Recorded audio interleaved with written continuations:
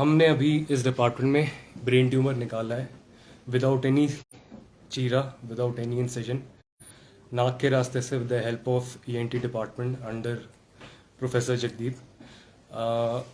Patient was a male, a young male. Sir, please. Thank you. Brain tumors are very common. पहले mostly patients refer हो जाते थे to higher centers. Now we are operating on these patients. Endoscopy से इसका वैसे तो surgery क्रेनियोटमी पूरा सिर खोलना पड़ता है, सूचर लगते हैं, पूरा क्रेनियोटमी फॉर्मल करके पूरे दिमाग को अलग करके अंदर जाके ट्यूमर निकालना पड़ता है. इसका करने का एक दूसरा तरीका है कि हम नाक के रास्ते से जाएं, स्कल बेस में जाएं और पूरी एंडोस्कोपी से without a single incision, without any blood loss पूरे ब्रेन ट्यूमर को हम निकाल दें.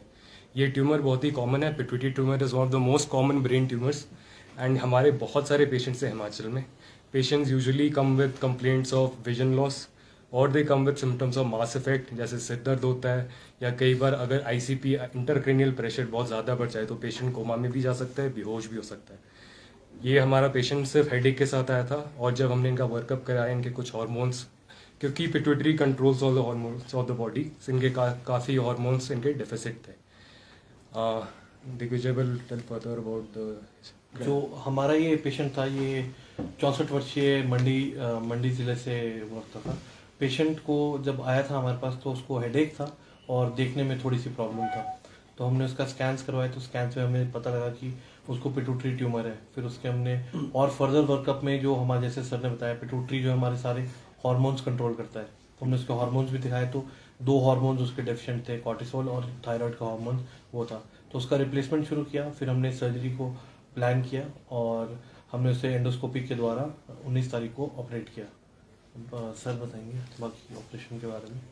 देखिए, मेनली काम तो न्यूरो सर्जरी का था. ईएनटी का सिर्फ ये था कि हमने इनको एक एंडोस्कोपिक अप्रोच, क्योंकि ट्यूमर जो अब नाक के पिछले हिस्से में स्कल बेस, जिसको स्फिनॉइड एक साइनस होता है जैसे हमारे, तो साइनस के ऊपर रहता है, तो उस तक पहुंचाने का काम ईएनटी का था.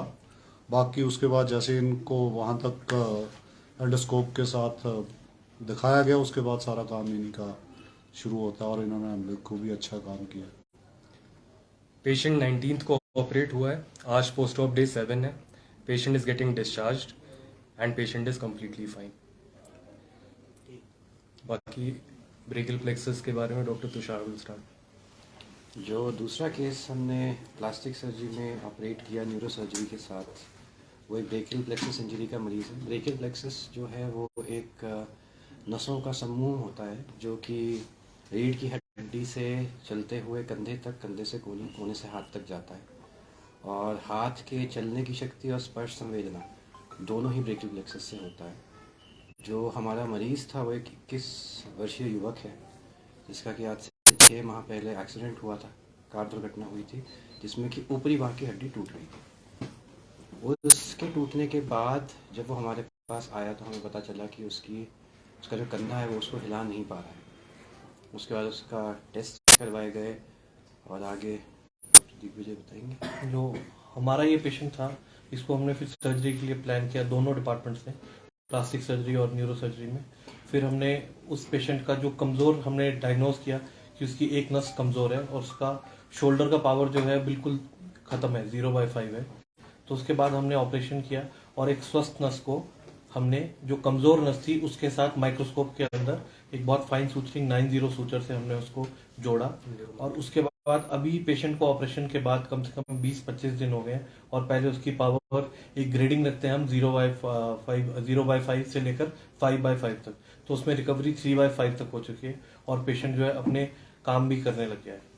ये ऑपरेशन मल्टी डिसिप्लिनरी टीम के अंडर हुई है. इसके लिए plastics, neuro surgery and very importantly neuro monitoring के अंदर पेशेंट हुआ है. पूरे ऑपरेशन में माइक्रोस्कोप के अंदर हमने नस को न्यूरो मॉनिटर किया है, जिसके बारे में आपको डॉक्टर कुणाल, न्यूरो एस्थेटिस्ट, आपको बताएंगे.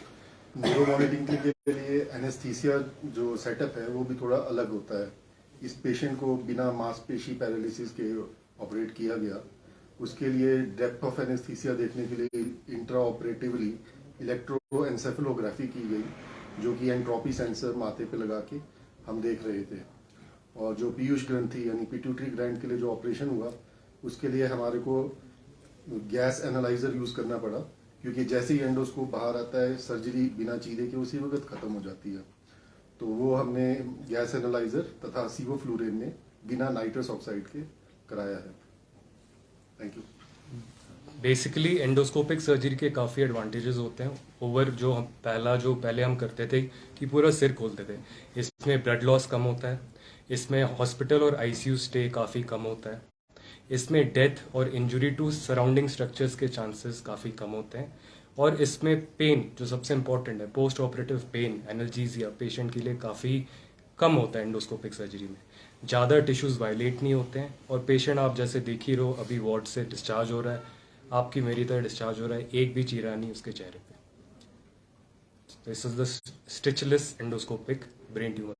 डॉक्टर साहब, अगर बात करें हिमाचल प्रदेश में इससे पहले कोई ऑपरेशन ऐसा हुआ है या पहला ही ऐसा operation? Seldom has been done to my knowledge.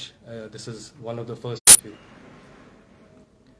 Since my joining, this is the first.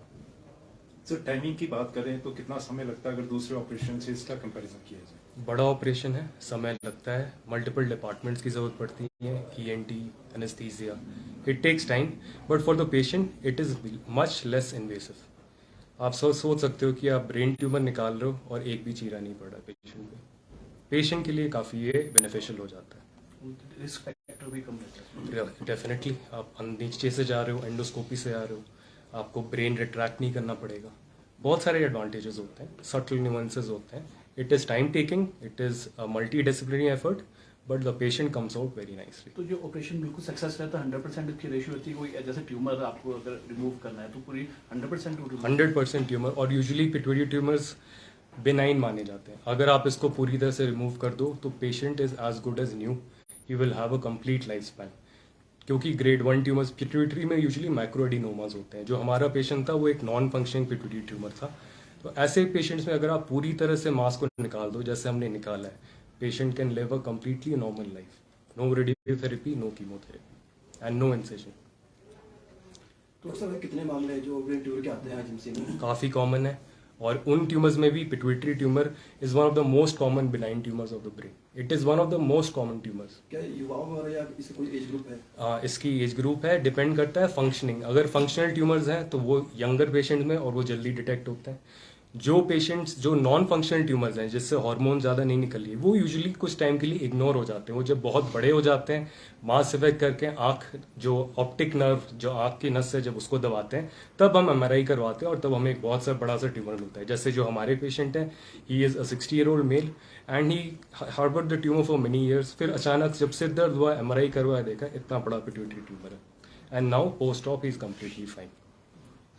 खर्चे की बात करें सर, नॉर्मल ऑपरेशन में और इसमें कितना फर्क रहता है?